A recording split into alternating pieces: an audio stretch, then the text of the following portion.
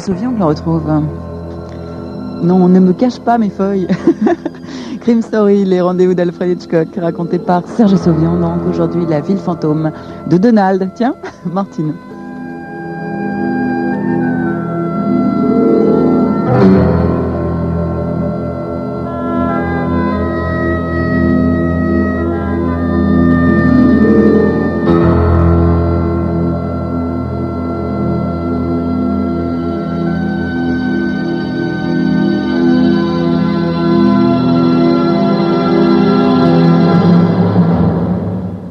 Quels qu'ils soient, les fantômes sont toujours moins ennuyeux que les vivants. C'est ce qu'avait pensé Alan Arnold avant de se lancer dans l'aventure.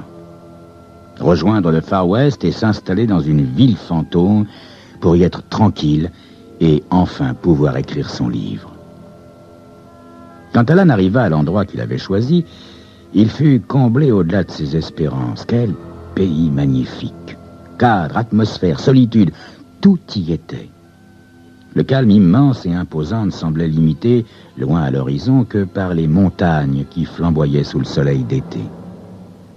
Jadis, la ville s'était appelée Cabin Creek. Alan en avait trouvé trace dans l'un des nombreux récits du Far West qu'il avait dévoré, mais plus aucune carte n'en faisait mention. Cabin Creek était bel et bien devenue une ville fantôme. La localité la plus proche se trouvait à plus de 100 kilomètres et s'appelait New Cabin Creek. C'est là qu'une fois par semaine, il irait acheter ses provisions. Alan arrêta sa Jeep au milieu de la rue principale et partit à l'aventure. Il contemplait les baraques croulantes alentour quand soudain il aperçut le mot « hôtel » encore visible sur un panneau cloué contre un poteau devant ce qui avait été probablement le plus élégant immeuble de la ville au temps de sa prospérité. Alan choisit une pièce au rez-de-chaussée. Cette chambre contenait encore une vieille armoire dans laquelle il rangea ses affaires. Il prit dans le hall un bureau et une chaise et, en guise de lit, il disposa sur le sol les couvertures et quelques coussins dont il s'était muni. Puis, il sortit pour faire connaissance avec sa ville. Oh, ce ne fut pas très long. Cabin Creek avait surgi du néant à la faveur d'un filon d'argent découvert dans les montagnes voisines, et il n'en restait plus grand-chose aujourd'hui. Alan considérait les ruines de ce Pompéi américain. Partout, les vestiges d'un passé disparu. Comme il approchait de la rue principale, il crut voir, à 200 mètres environ, quelque chose bouger un instant au-dessus d'un repli du terrain. Il s'immobilisa. Une surprise proche de la peur le tenait cloué au sol. Cependant, rien d'autre ne se produisit. « Ah, ce n'est rien, » dit-il à haute voix. « Mon imagination, probablement. » Et le soir même, à la lueur de la bougie, il commença son roman. Il était installé depuis 2 heures déjà, couvrant de notes au crayon ses carnets de travail. Son esprit était si occupé qu'il en avait oublié où il se trouvait. Il écrivait penché sur le bureau près de la chandelle. C'est alors que le bruit se fit entendre. Une frayeur incoercible s'empara de tout son être. Il fouilla des yeux l'ombre soudain hostile au-delà du cercle éclairé par la bougie. Et les minutes passèrent. D'où cela pouvait-il bien provenir? Oh, il devait s'agir de quelques coyotes pris de curiosité. Alan eut beau rester immobile, le crayon en l'air sur le mot inachevé, et retenant son souffle, le bruit ne se fit plus entendre. Il se dévêtit, s'installa tant bien que mal sur sa couche précaire, souffla la bougie et s'endormit. Le jour se leva, calme et solennel au-dessus de la ville déserte. Alan se redressa sur ses couvertures, s'étira et frotta ses reins douloureux. Puis, il s'habilla et sortit pour faire provision d'eau dans le maigre ruisseau qui coulait aux abords de Cabin Creek. Soudain, il s'arrêta. Là, devant ses yeux, sur le sable, il apercevait des marques de pas. Et ce n'étaient pas les siennes. Ce n'étaient pas les siennes, il n'était encore jamais passé par là. Les traces qu'il suivit le conduisirent jusqu'à l'orée du cimetière. Elle s'arrêtait là où l'on voyait tout près d'autres empreintes qui revenaient vers la ville. Alan regarda autour de lui, effaré. Le bruit d'hier soir n'était donc pas une illusion. Quelqu'un rôdait alentour. Alan courut vers la Jeep et démarra.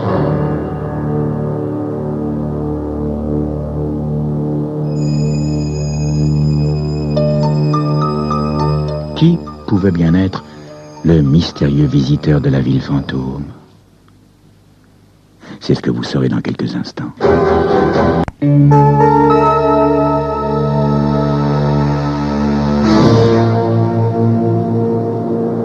New Cabin Creek était construite sur la crête d'une colline. C'était une ville peu étendue, mais assez moderne. Alan suivit l'interminable rue centrale avant d'obliquer pour garer son engin. Tout près de la station-service, il y avait un vieillard assis sur un banc. Alan s'approcha de lui. « Bonjour, monsieur. »« Bonjour, jeune homme. »« Je m'appelle Alan Arnold, monsieur. Je suis écrivain. Je me suis installé à Cabin Creek, la ville fantôme. »« Ah, j'ai vécu à Cabin Creek, il y a bien longtemps, jeune homme. Je venais du Wyoming. Je n'ai pas profité du filon d'argent, mais je suis resté quand même, n'est-ce pas? La ville n'est pas morte tout de suite, voyez-vous. Après l'épuisement du filon, l'endroit est demeuré agréable pendant un bout de temps. J'ai été l'un des derniers à quitter Cabin Creek. Voyez, je suis allé en Californie, mais j'ai fini par revenir dans cette région où j'ai passé ma jeunesse. Alors, personne ne vit plus là-bas, monsieur? Non, personne. C'est une longue et vieille histoire, voyez-vous, jeune homme. Racontez-la moi, monsieur, s'il vous plaît. Eh bien, voilà. À l'époque où Cabin Creek était en pleine prospérité, il y avait une jeune personne nommée Annie Diamant. Deux hommes en étaient fous amoureux, n'est-ce pas? Adam Bouzard et Tom Cartwright. Annie était la reine d'un établissement dénommé Le Balcon, qui était le plus beau cabaret de Cabin Creek. Annie était très jeune, belle, séduisante, et elle avait des cheveux d'un blond, comme j'en ai jamais en vu depuis. Tom Cartwright était propriétaire du Balcon, et ça l'amenait bien évidemment à croire qu'il était aussi propriétaire de la belle Annie. Voyez-vous, c'est lui qui fut à l'origine de son surnom, car il la couvrait littéralement de diamants. Chaque semaine, pour ainsi dire, il lui donnait un nouveau bijou. Et il voulait qu'elle les porte tous. Elle en avait sur les doigts, autour du cou, dans les cheveux. Elle les mettait en valeur mieux qu'aucune autre ne l'aurait fait, voyez-vous. Mais voilà, Annie aimait Adam Bouzard. C'était un jeune gars qui venait du Texas. Il disait souvent à la jeune fille qu'il voulait l'arracher à Cabin Creek et l'emmener dans l'Oregon, où il avait une immense propriété. Mais Annie craignait Cartwright, qui avait de la suite dans les idées, voyez. Un jour, pourtant, elle finit par accepter de suivre Adam. Tom la prit et tenta de la retenir. Il parla à Adam, mais celui-ci ne se laissa pas impressionner. Tom se précipita alors chez Annie. Elle terminait ses bagages, voyez. Elle le brava et lui dit qu'elle partait. Tom chercha d'abord à s'y opposer, puis il demanda à Annie de rendre les diamants, et elle refusa. Quelque chose se produisit alors. Personne n'a jamais su exactement quoi. Certains affirmèrent qu'Annie tenta de s'enfuir. Toujours est-il que Tom la tua d'un coup de pistolet et qu'elle mourut là, dans la pièce. On arrêta Tom et on l'emmena. Il avait fallu ligoter Adam Bouzard, à proprement parler, pour l'empêcher de faire sauter la prison où Tom se trouvait enfermé. Celui-ci fut jugé rapidement et condamné à la prison à vie. Il y mourut 10 ans plus tard. Ensuite, les choses finirent par se tasser et les passions se calmèrent. Les gens se demandèrent alors ce qu'étaient devenus les diamants d'Annie. Le jour de sa mort, elle venait juste de terminer ses bagages. Tout le monde se mit à chercher, bien évidemment, tandis qu'Adam Bouzard, toujours présent, surveillait les chercheurs. Jamais personne ne put trouver trace des diamants. Certains avancèrent qu'elle les avait rendus à Tom. Ils se trompaient, voyez-vous. Enfin, les gens comprirent ce qui avait dû se passer, n'est-ce pas? À cette époque, les chemins n'étaient pas toujours sûrs dans la région, et Annie le savait fort bien. Elle avait dû cacher les diamants dans les vêtements qu'elle portait au moment où Tom Cartwright l'avait tuée, et dans lesquels elle avait été enterrée au cimetière de Cabin Creek. Mais Adam Bouzard veillait jalousement, prêt à s'opposer à toute profanation de la sépulture. Il avait loué une chambre dans un bungalow situé aux abords du cimetière. Je crois qu'on peut toujours voir ce vieil immeuble. Et du cimetière, on pouvait voir Adam Bouzard assis sous la véranda, un fusil en travers des genoux. Il semblait ne rien faire d'autre que de monter la garde avec son fusil, nuit et jour. Et de son fusil, il usait à l'occasion avec virtuosité, chacun le savait fort bien. Les mois et les années passèrent. Adam était toujours là, prenant de l'âge, perdant ses cheveux et prenant des rides. Les gens finirent par dire qu'il avait même oublié pourquoi il se trouvait sous cette véranda. Mais il restait de moins en moins de monde pour le savoir et pour le dire. La ville se dépeuplait. Certains mouraient, les autres partaient. Mais il arriva qu'Adam Bouzard fut le dernier vivant de Cabin Creek. Il était toujours assis sous la véranda avec son fusil sur les genoux.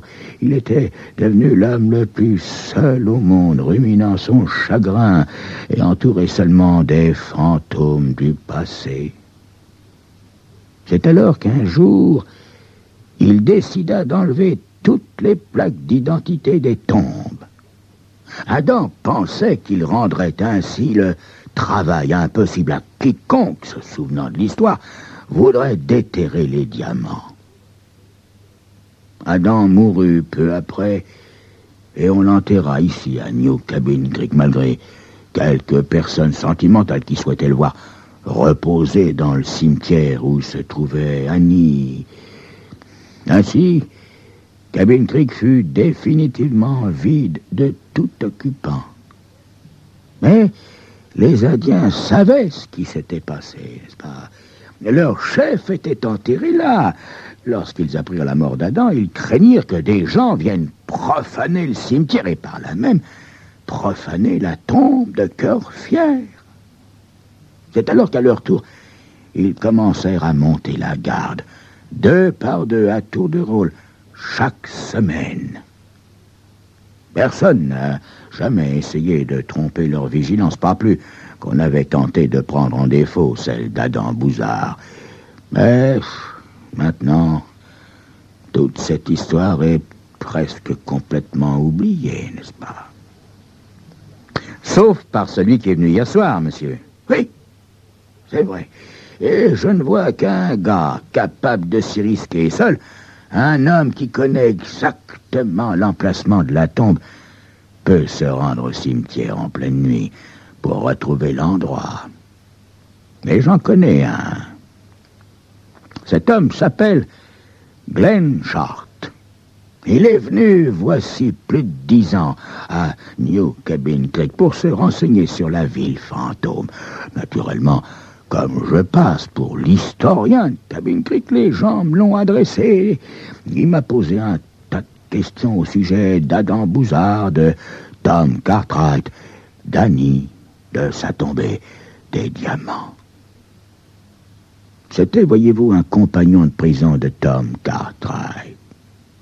Tom lui avait confié son secret et donné l'emplacement exact de la tombe d'Annie. Par malheur pour Glenn Short, il trouva sur son chemin Adam Bouzard et son fusil. Tom avait simplement omis de lui préciser ce détail, n'est-ce pas? Après avoir essuyé un coup de feu, notre homme fit demi-tour sans demander son reste. Il revint à New Cabin Creek rôdant pendant plusieurs jours, échafaudant sans doute un plan pour se débarrasser de Bouzard. Seul obstacle entre lui et les diamants.